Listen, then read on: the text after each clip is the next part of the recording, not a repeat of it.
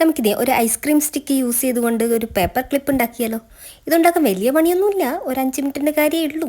ഒരു ice cream stick എടുത്ത് നേരെ പകുതിയായി കട്ട് ചെയ്യാം. എന്നിട്ട് ഇതേപോലത്തെ വൈറ്റ് പേപ്പർ എടുത്തിട്ട് ഒന്ന് റോൾ ചെയ്ത് കൊടുത്ത് ഇതിൻ്റെ സൈഡ് ഒന്ന് കട്ട് ചെയ്തെടുക്കാം.